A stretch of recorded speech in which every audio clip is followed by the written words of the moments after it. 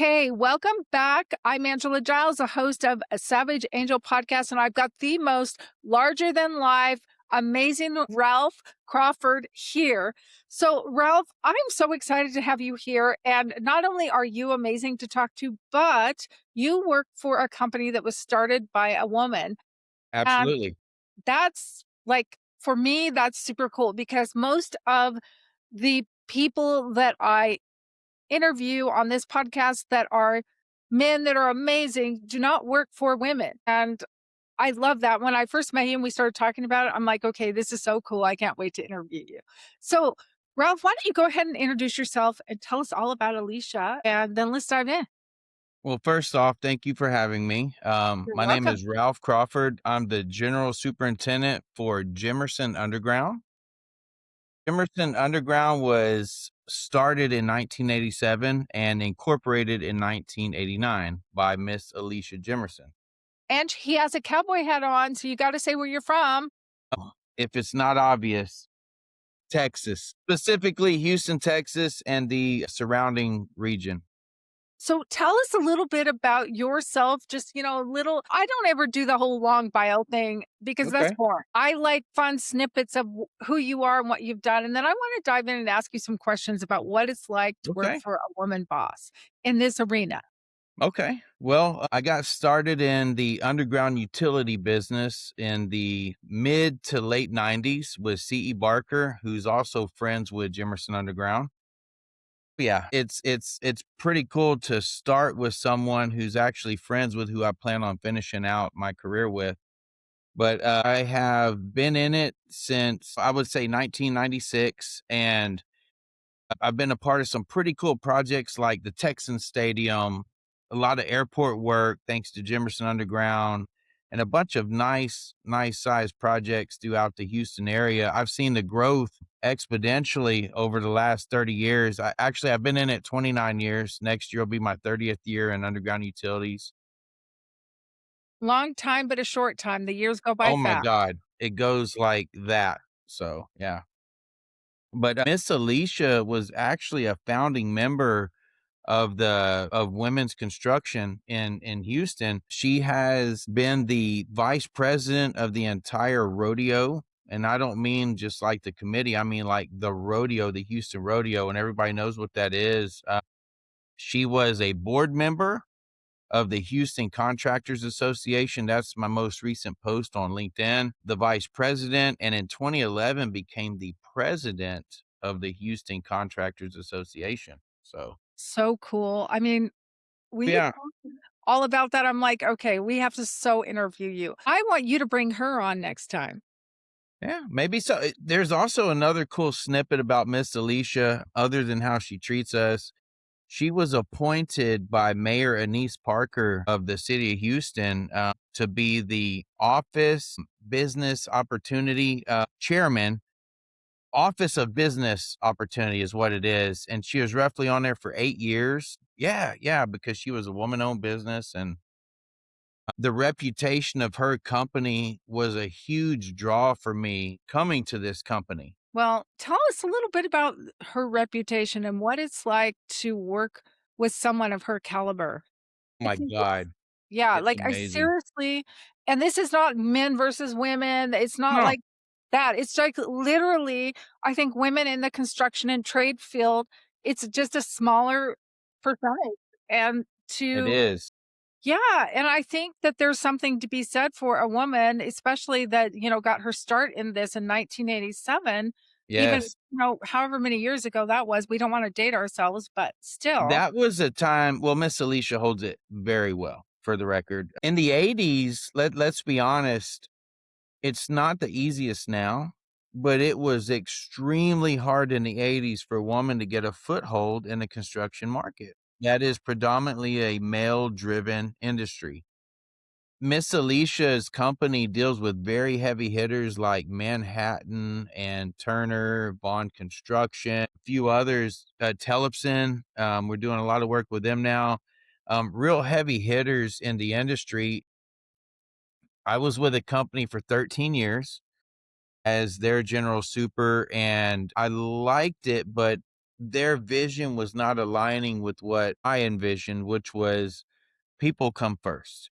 Yes. Miss Alicia's company, we have foremen in our roster with 30 plus years experience and a lot of them 20 plus years experience. And I realized after a few short months of working here because of how she treats them. Wow. I may be a little biased. Okay. I've worked for men my entire life, 29 years in the construction industry, and Miss Alicia is by far the best boss I've ever had. So when you say she treats you so well and she's the best boss you've ever had, can you give me a specific scenario? And the reason is I have a Oh my lot of, God. yeah, How much time do you have?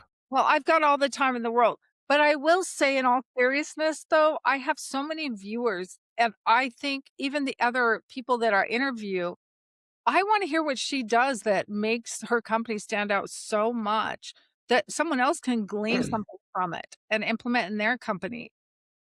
2 words, she cares. Yeah. She actually cares. So I'm a grandpa. I'm very proud of that. Yeah, yeah, she's gonna be 2 years old this year, but my granddaughter's first birthday, this is just a small snippet of Miss Alicia Jimerson. My granddaughter's first birthday, obviously, we like rodeo. Grandpa used to be a rodeo rider and things of that nature. Her theme was Ruby's first rodeo. That's my granddaughter's name. Well, I come into my office one day and look on my desk, and there's a present, and I look in it, and there's a beautiful pair of pink boots from my granddaughter. Oh my god. Miss Alicia, she knows what a finishing touch is. Like, Mhm. she will go out of her way to make you feel valued, to make you feel welcomed. She will ask how my family's doing. The men that work under her, our Christmas parties are amazing. Words cannot express. I may be spoiled at this point. Miss Alicia's ruined me, but and Dennis too, my buddy and VP. But working under Miss Alicia has actually changed my life because I didn't know that a construction company, big rough and tough type industry that we're in, Yeah. could have such a personal touch on it, you know? So I came to Jimerson Underground. Well, you know what's so interesting about what you talk about? It's really exemplifies a true leader. Absolutely. Absolutely. Miss Alicia is more of a leader by example Mhm. than a leader by dominance, you know? Right. Well, don't you feel like that's what we need now? 100%. Yeah. 100%. I mean, when we first started talking, one of the things that I thought that was really cool about you is like you just exude confidence. You carry yourself so well and you're very secure in your role at her company. And I think that that's probably a direct result of how she treats you, but helps you just, you want to be a better leader just because of the way that she leads. And it just, 100%. This is literally my dream job where I'm at right now. My background is very different from the average person in my position. And just working for Miss Alicia, like knowing that she actually cares about my family. We go to Mexico with them. Like, yeah. Oh, yeah. They have a beautiful set of condos on the water's edge of Isla Mujeres and off the coast of Cancun. And okay. it's beautiful. And she will take all of us in the office with our significant others. She is probably one of the most amazing hosts that I've ever been with too. Like you just feel welcome around Miss Jimerson. Well, I love that because I think, and I'm going to speak for myself, so this is my opinion, but I think other construction companies and trades can learn so much about that. And 100%.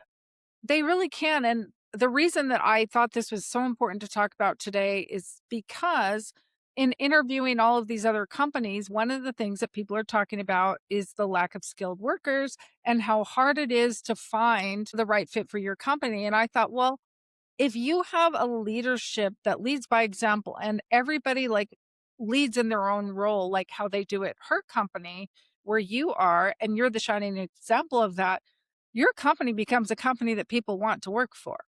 100%. Like It's I come from a very large company in the Yes. Houston area that I worked for 13 years. They are very well known, and I had many, many job offers to go to other companies, but I remained loyal to them. When Jimerson reached out to me because they heard that I was not content, let's just say that, and interviewed them, I knew on day 1 this was where I wanted to be. I just knew it.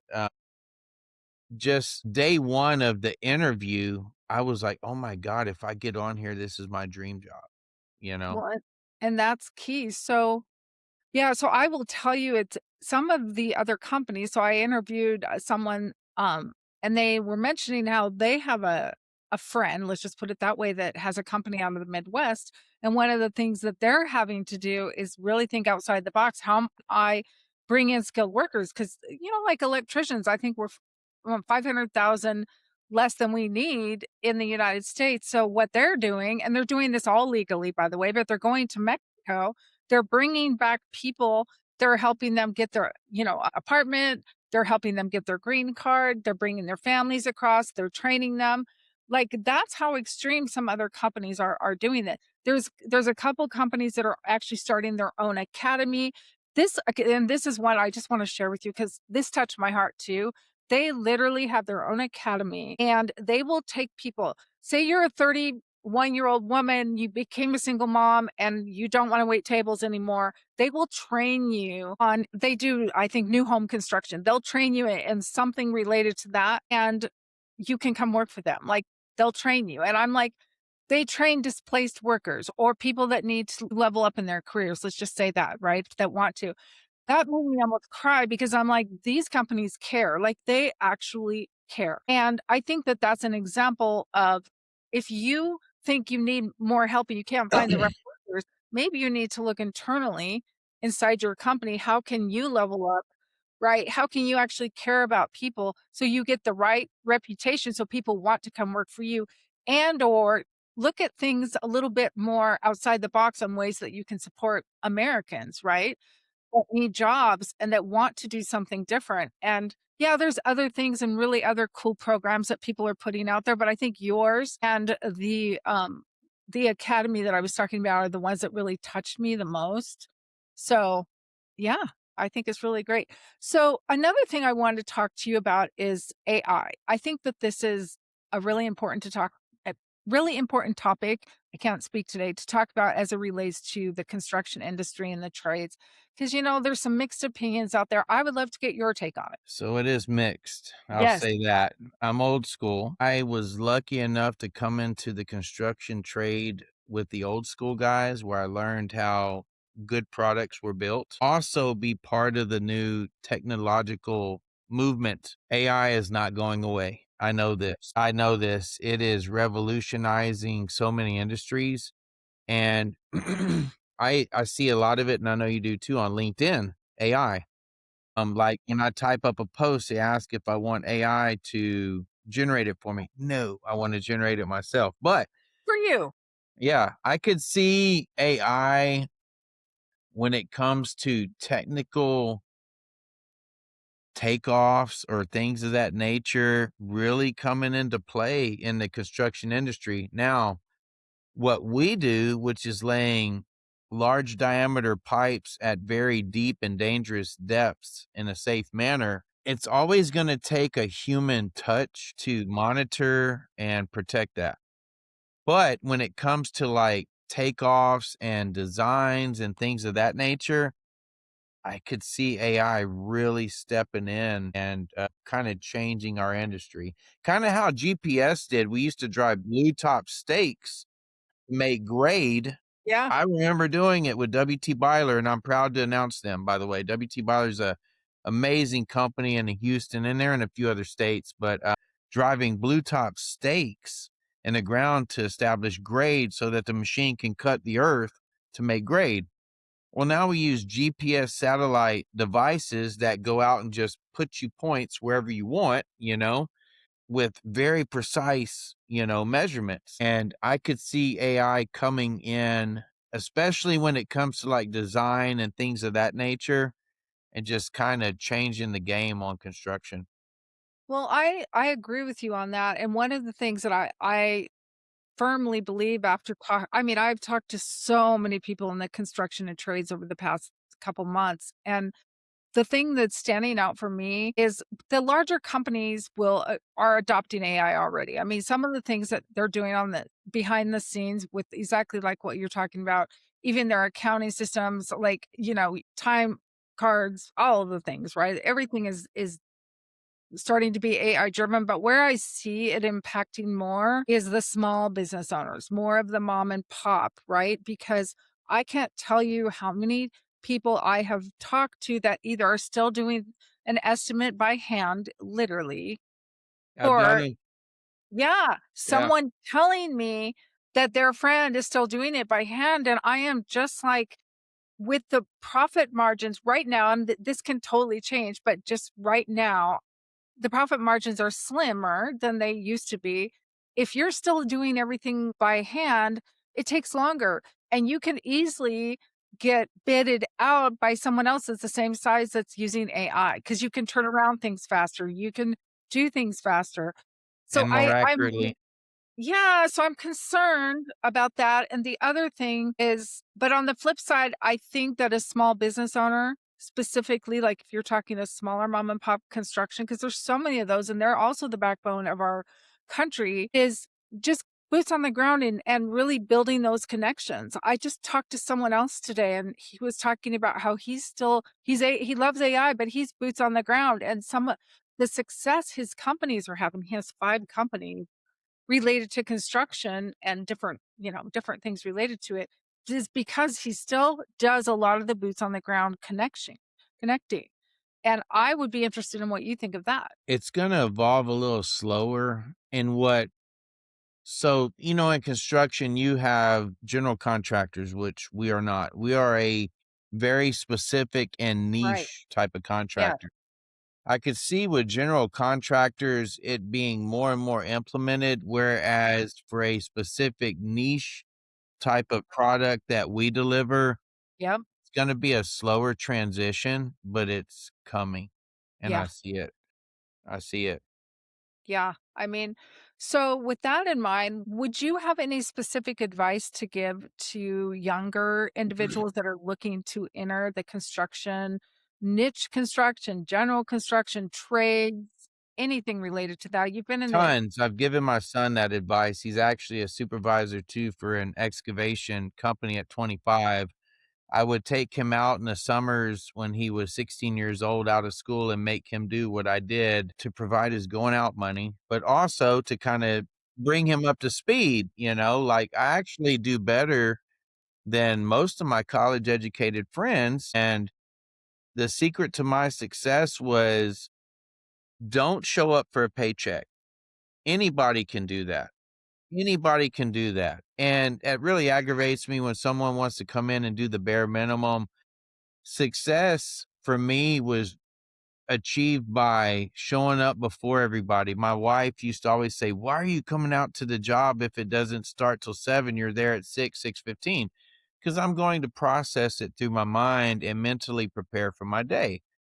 I used to skip lunches. Now, this was in the 90s. It's different now. You can't really do that. But I would skip lunches just to run equipment so that I could move up from being a shovel worker to someone pulling levers on a piece of 100,000-pound piece of equipment. I would take old blueprints home, and a good foreman will always give you his old paper blueprints, which a lot of it's digitized now, but we still have them for inspectors. Inspectors want to look at paper prints. I would take those home at night and study them across the dinner table, and my wife would say, "Why are you doing this?" Because I need to learn what a fire hydrant looks like on blueprints. And my father-in-law, I used to ask him, how can you tell if there's a manhole or a fire hydrant on the blueprint? What's on the plans? Well, yeah, I know, but I want to learn why and how to identify a fire hydrant and a blueprint. That's on the plans too. You mean to tell me that I can read prints and it's going to tell me what a hydrant and a manhole is? That's what I said. So he was a hardcore, old school, gritty guy, that was born in the 40s. And one day I had an epiphany. I was looking on the dinner table at like 9:30 at night trying to figure out how do I identify a fire hydrant. Well, there is a legend on there that tells you what everything is. Yeah. Like So he a was right. So my advice to the young guys are young gals too. There's a lot of women in our industry too that are really starting to shine, like they're taking over the construction industry. But that's kind of uh, fun. yeah, yeah, it's really beneficial too. I see a lot of benefits in that. Don't show up for a paycheck. You can make an extremely good living in construction because construction is the type of industry that you're gonna get back exactly what you give. So if you give 110%, you're going to get back 110%. And I'm just gonna say this, you haven't asked, but a lot of people ask like what my education level is. Like, where'd you go to school? Sam Houston. Oh, wow, so you're a Bearcat? I'm like, "Nope, that's a Tiger, Sam Houston Tiger." Like, "Oh, Sam Houston High School." "Yeah, Sam Houston High School." "Oh, so you've got a high school education. Well, you've done well for yourself." I'm like, "No, I was over 6 feet tall at 16 years old." So in the 90s when there wasn't an internet, that they could check backgrounds like we do now, my uncle was like, he's over 6 feet tall and could grow a mustache. He's 18 years old. I was 16 when I started in the workforce. You know what? Yeah. Look, I actually have some ancestors that did some things when they were like 12 and 13, s- similar but different industries. So, hey, back in the day, it was different. It was, but Yeah. either way, today, even in today's modern age in construction, you're gonna get what you give. And Yep. if you give early, you will receive in life when you actually want it and need it. Well, it's so interesting that you say that. It goes back to, I think, what we were talking about in your current position is like, it's like the leadership example Yep. trickles down. I believe in Wh- that. Yeah, and it's like the advice you're giving is really stepping into your role and giving 110% and stepping into that leadership mindset and shift, right? That's a total different Yeah. out. Yeah. We do night work from time to time. Like we do a lot of airport work, and Jimerson specializes in more of the hard, complex, and technical aspects of laying pipe. And I've been asked, why are you going out there at night with them? You can just send the foreman out there and let them do the job and get your report in the morning. Well, I'm not going to ask a man or woman to do anything that I will not do. And that's how I was brought up, that's how I believe, and I owe a lot of that to my late father-in-law, Ralph Bland. I was successful because of he was a leader by example, you know, and I Well, firmly believe in that. and totally off topic, but something that I think you live your life by. How many years have you been married? So, together 28 years, this will be our 29th year, Yep. but February 26th will make 26 years. Congratulations. And I think, your what you are putting into life, what you're putting into your career, I know that you put into your marriage and you're just a shining example of how to live life all around. Same with construction, what you Yeah. give to your marriage, you get back. And I love that. And I know that's totally off topic, but I've been No, married for 28 years too, together congrats. 30. So it's like when I meet someone that's the same, I think it's kind of cool. It's totally off topic, but it also shows, you know, it shows something. It shows some grit. Grit and passion, that's what I That's call it. right. Yep. Yep. So congratulations to you and your Thank upcoming you. anniversary, and tell your wife congratulations. I think that's amazing. And 100%. I just so appreciate interviewing you. I appreciate you really sharing about Miss Alicia. She sounds incredible. And just thank you. Any last words of advice, snippet that you want to share before we sign off? No, I'm honored that you had me on your podcast. Our company was very excited about it, kinda thing, Yeah. and, me and my wife talk and we reflect like, wow, I can't believe we're here. But it, Yeah. like you said, it takes work, whether Yes. it be marriage, your career, whatever, you're going to get back what you give. And to the younger generation, don't show up for a check. Like anybody can show up for a check. Those that and people are like, and this is, I don't want to run on too long, but people No, are it's like, okay. well, I love I'm it. not getting paid for that. No kidding. Show them that you care. Show them that you're there for more than a check, and you will succeed. And thank God my life has gone the way it has because I have an eighth grade education and I am working my dream job because of skipping lunches. Not that I advise skipping lunches. I'm just saying give more than is expected and do the job that no one wants to do and do it better than anyone has ever done it and own it. That's the key. Own it. Yeah. Own it. Own it. Well, thank you, Ralph. Yes. Thank you, audience. I really appreciate your time today. Ralph has been amazing. He truly is fantastic. What I will do below this episode, you will find information on how to contact Ralph if you want to have a conversation, if you want him on your podcast, if you want to contact the company he works for to give you a bid. Any of those things, if you want to contact Ralph and get his advice on living large, hey, reach out to Ralph. I appreciate you so much. Thank Thank you so you. much. It was an honor. I appreciate it. Have a good one.